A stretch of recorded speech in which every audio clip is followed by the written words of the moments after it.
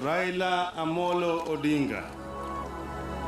Naapa kwamba of the Luo descent, Odinga is the son of Jaramogi Oginga Odinga, the first vice president of independent Kenya. After earning a master's degree in mechanical engineering in East Germany, in 1970, Odinga returned to Kenya to become a lecturer at the University of Nairobi. During his first time at the university, Odinga also engaged in engineering-related business ventures, including one that would later become East African Spectre Limited. He left the university in 1974 and was soon employed by the Kenya Bureau of Standards, where he retained the position of Deputy Director in 1978. In 1970s and 80s, Odinga was politically active and supported government reforms in Kenya.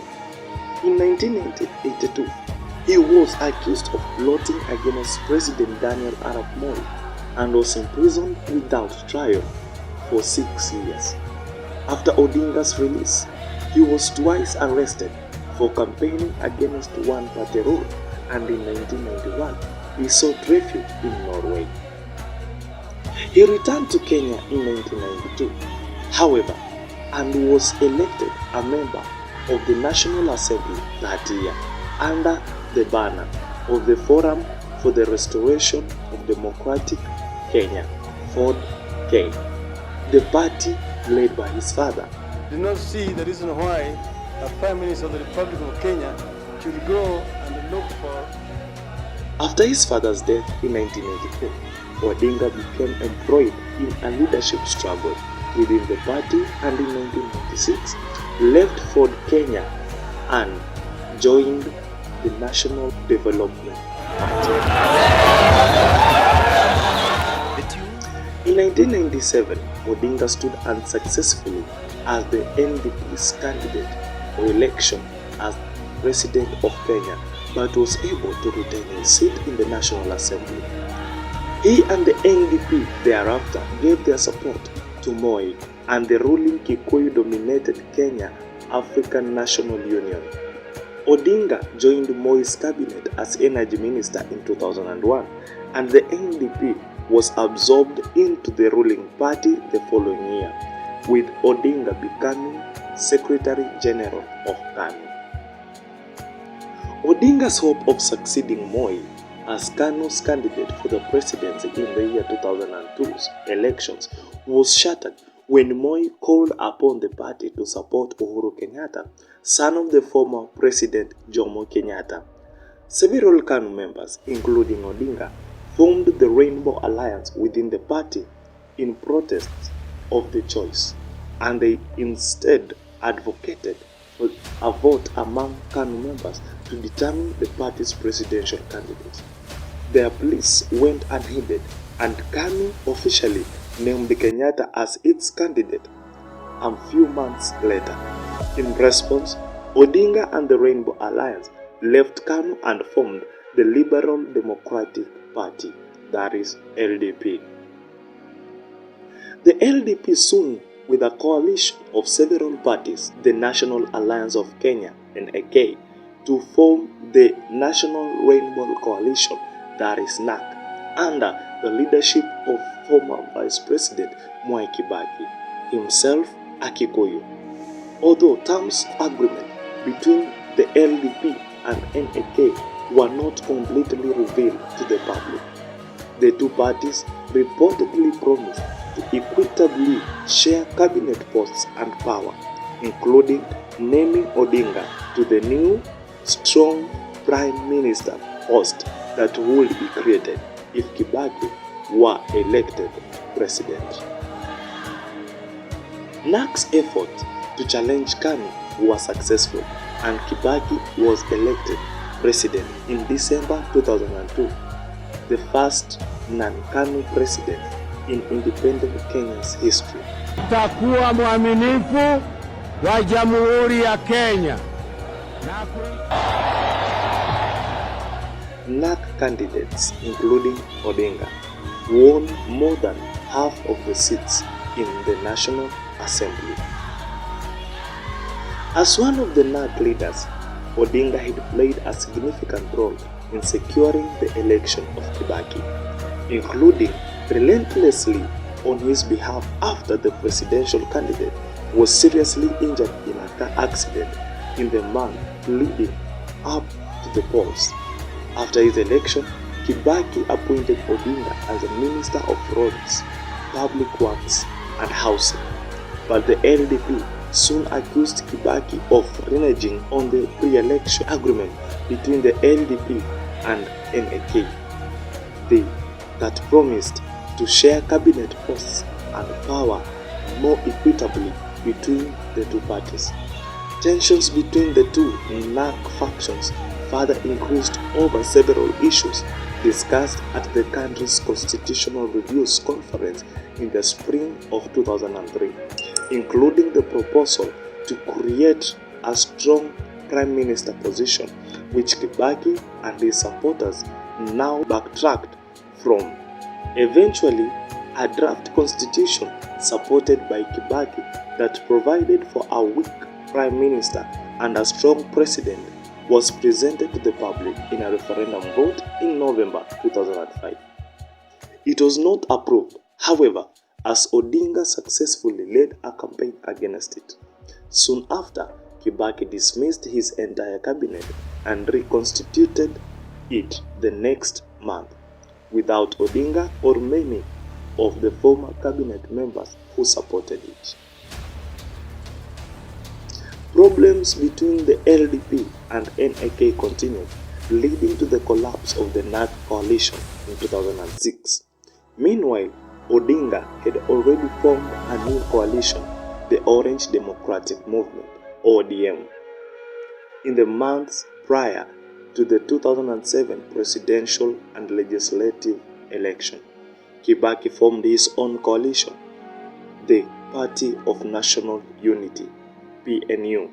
During the campaign, Odinga sought to dispel the perceived grievances of some Western Kenyan ethnic groups by denouncing corruption in high places, by campaigning for a fairer distribution of land and members who supported Odinga, and the development of power to largely single ethnic district councils. The ODM won a resounding majority in the December 2007 legislative election.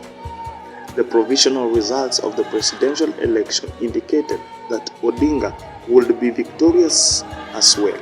However, when the final election results were released, after a delay, Kibaki was declared the winner by a narrow margin. Odinga immediately disputed the outcome, and international observers questioned the validity of the final results.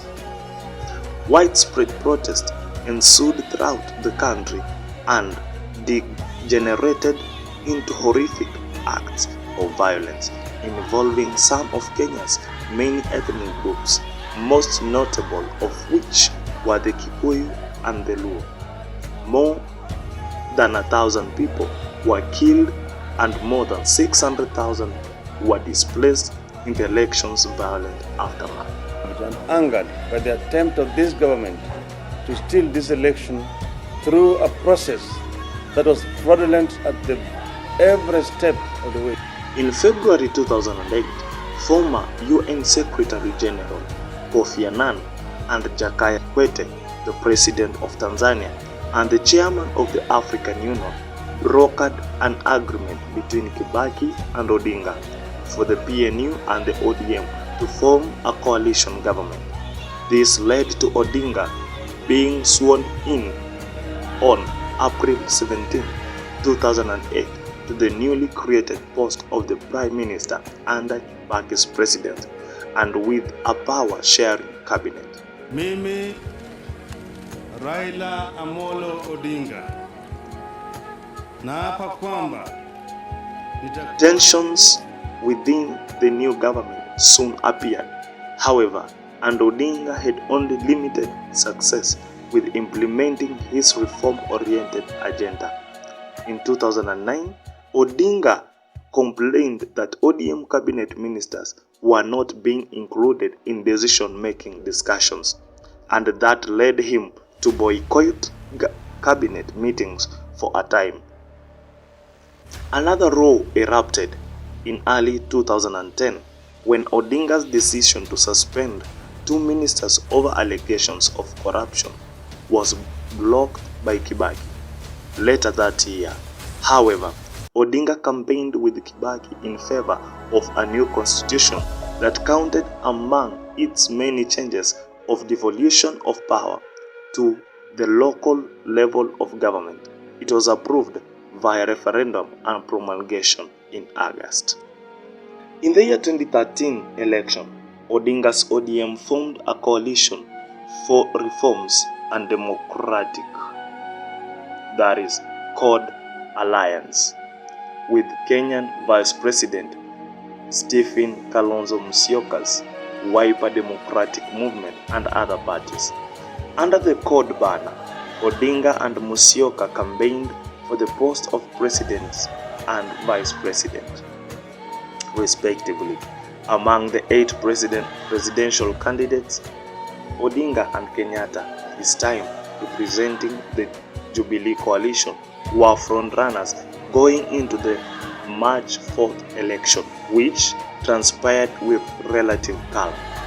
After a delay in the release of the final results due to problems with the vote tallying process, electoral officials announced that Odinga received 43.31% of the vote, placing second to Kenyatta, who was declared the winner with 50.07% of the vote. Just enough to avoid a second round of voting, Odinga did not at first concede, citing what he maintained were many irregularities with the election. He filed a challenge to the results with the Supreme Court, but promised to respect the court's decision. The court ultimately upheld the election result. Odinga remained politically active in the prelude to the 2017 elections. Odinga's ODM party and the other parties that were previously part of the CORD coalition allied with the more parties to form the National Super Alliance, NASA. Odinga hakuwa kwa ile mazungumzo ya Kofi Annan. Sawa. The new alliance backed Odinga for president and Musyoka to stand in the upcoming elections. The run-up to the elections was tense and filled with heated rhetoric, particularly from NASA and President Kenyatta's Jubilee Party. NASA made repeated claims that the Jubilee government would try to rig the elections. The elections were held on August 8, 2017 and were generally peaceful.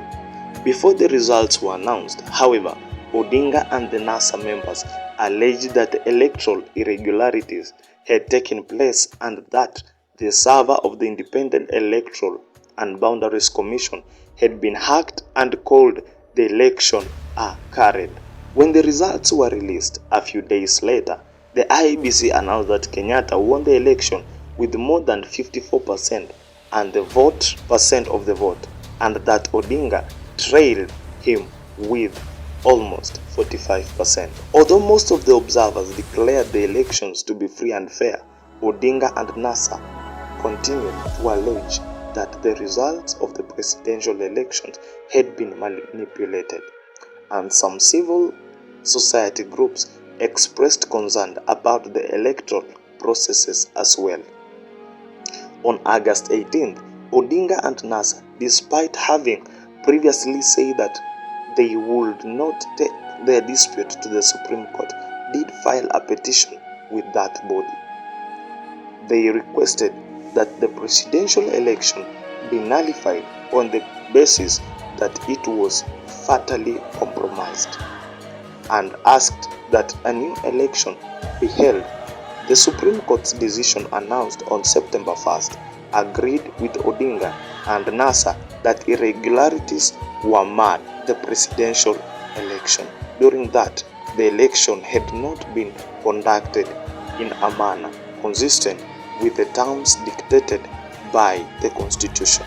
The court annulled the results and ordered a new election to be held within 60 days. The Supreme Court's decisions shocked many, but Odinga praised it, saying, for the first time in history of African democratization, a ruling has been made by a court nullifying irregular elections of Kenya. A new election, originally scheduled for October 17th by the IEBC, was later slated for October 26th to allow the Commission more time to prepare for it. The rescheduling came on the heels of September 20th release of the Supreme Court's detailed ruling on why it had annulled the results of August 8th election. The ruling faulted the actions of the IEBC and cited many problems with the vote tallying and transmission process. On September 12th, NASA had issued a list of what it deemed to be irreducible minimums, problems from the last election that the IEBC will have to correct before NASA will participate in the new election. After various attempts at meeting with the IEBC to work through the issues, Odinga and NASA threatened to pull out of the new presidential election if changes were not made to correct the problems cited in the court's ruling and their list. NASA also had regular demonstrations in front of the IEBC headquarters and other areas in attempt to pressure the body to make the requested changes. The IEBC responded by noting that some changes had been made but others would not be, because of reasons such as binding contracts with various suppliers and the limited time frame it had to work within. In the meantime, the Jubilee-dominated National Assembly fast-tracked two controversial election-related amendments that contained items such as allowing a candidate to automatically be declared the winner of a contested post if the other candidate withdrew from an election and limiting the court's ability to void an election. NASA vehemently disagreed with the amendments and protested against them. The amendments, which became law in November, were also criticized by the international community. On October 10th, Odinga announced that he was withdrawing from the October 26th election rerun because he did not believe that the IEBC had done enough to address NASA's concerns about the upcoming election based on a ruling made by the Supreme Court in 2013. NASA and Odinga believed that the IEBC would, after his withdrawal, now need to cancel the election and prepare for a fresh election within 90 days, thereby giving Commission more time to make the requested reforms that it so far had not. Kenyatta, however, declared that the October 26th election will still take place, and based on other legal considerations, the IEBC seemed to agree. A week later, the election's future was again called into questions when one of the IEBC commissioners fled the country and resigned, stating that the commission was too politicized and would be unable to provide a credible election. She also noted that her life had been threatened because of the position on the commission.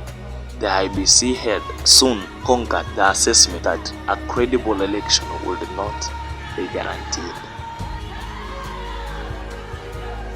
In a last-minute hearing at the Supreme Court to stop the election failed to take place because only 2 of the court's 7 judges came to work that day. Short of the necessary quorum, and the election proceeded as planned. Kenyatta was declared the winner, having won about 98% of the vote, although his victory was marred by Odinga's withdrawal from the race and the NASA-led boycott of the post, which led to a low turnout rate of about 39%.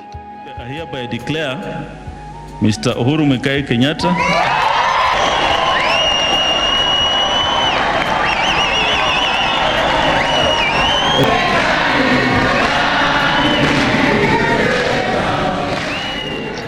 Security issues also prevented polls from taking place in some NASA-dominated constituencies. Odinga denounced the election as a sham and repeated his call for a fresh election to be held in 90 days. He also announced various plans for the future, including a campaign of economic boycotts and peaceful demonstrations to support his demand for a fresh election, as well as the creation of two bodies, a People's Assembly and a think tank. The form was to include representatives from various civil, religious, and business sectors that would assemble to discuss the important issues facing Kenyans, and the latter would identify and try to reform some government-related problems. The resistance arm of NASA and the National Resistance Movement, that is NRM, which would lead the campaign of civil disobedience and economic boycotts, had been launched the day before the October 2017 election.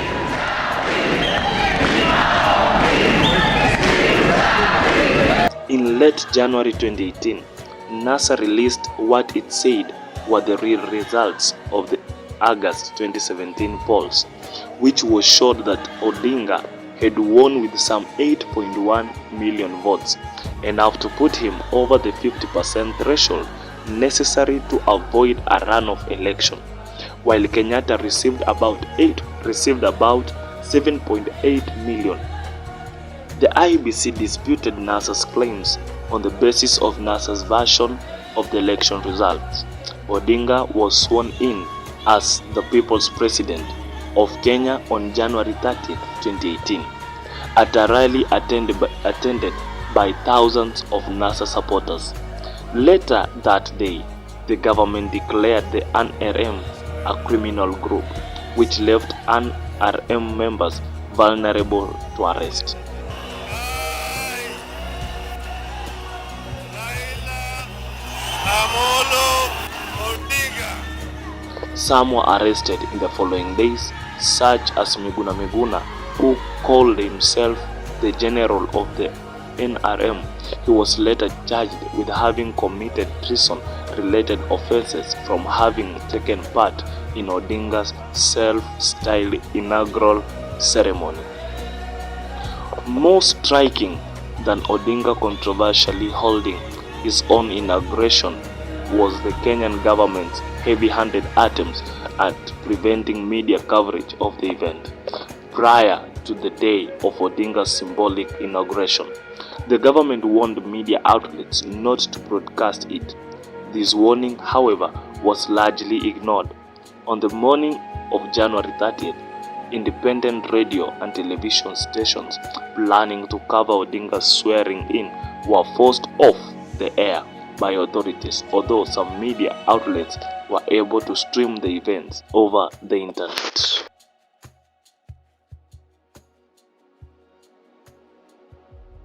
In a surprising turn of events, Odinga and Kenyatta reconciled shortly thereafter, appearing together in early March and grasping hands, an act that became popularly referred to as the handshake, as well as viewed as a symbol and bipartisanship. Odinga went on to work with Kenyatta on the Building Bridges initiative, a task force that met the citizens from all walks of life in Kenya to identify some of the country's greatest challenges and then recommended solutions to address the problems. The task force released its report in November 2019. Among the recommendations were several that intended to provide for greater power sharing among the many ethnic groups in the country. The recommendations were adopted into a constitutional amendment bill, which was passed by both houses of parliament in May 2021. Before it could be put into public referendum, however, its constitutionality of the amendment bill was challenged in the courts. The final ruling came from the Supreme Court on March 31, 2022. It found that the bill was unconstitutional and thus ended the attempt to amend the Constitution with the BBI recommendations. In December 2021, Odinga formally declared his candidacy for president in the 2022 election. He was running as the candidate of the Azimio la Umoja Alliance, which had been formed in the preparation for the election, which included ODM as well as the Kenyatta's Jubilee Party. Odinga was officially endorsed by the ODM as well as by Kenyatta and the ruling Jubilee Party in February in 2022. He chose Martha Karua as his running mate in May. Odinga faced 3 other candidates in the August 9, 2022 election, presidential election: Deputy President William Ruto, David Mwawe Wahiga, and George Uwajakoya. Election day was lauded for being peaceful, and over the next few days, a transparent vote tabulation process showed Odinga in a tight race with Ruto. Shortly before the results were released on August 15, however, one of Odinga's election agents said they could not verify some of the results and had reports of electoral malfeasance, but did not provide details. This was closely followed by 4 of the 7 IEBC commissioners refusing to validate the presidential election results, saying that they were unable to do so because the final stage of the tabulation process had been opaque. Presented to us a mathematical absurdity that defies logic. Regardless, the results were announced, showing Ruto as the winner with 50.49% of the vote to Odinga's 48.85%. I, Wafula Chepkati, chairperson of the Independent Electoral and Boundaries Commission, hereby declares that William Samoei has been duly elected as the president.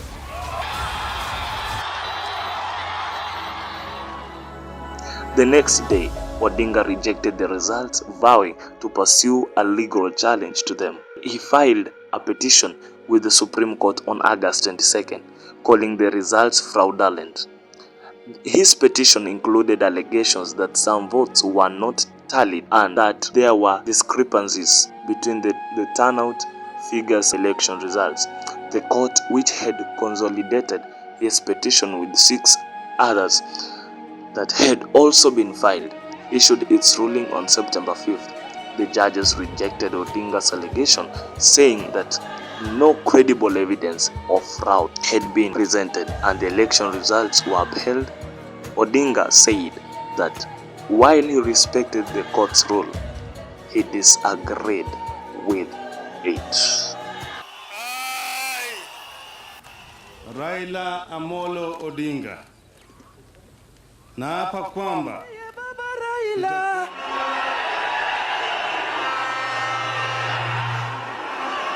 twende Nairobi tumwimbie Martha Karua. Baba, habari ya Kisumu, habari ya Kenya. Napenda wa Kenya zote. Baba na mama bajenge nchi na umoja na amani. Kongo na Kenya tuko wandugu. Asante sana.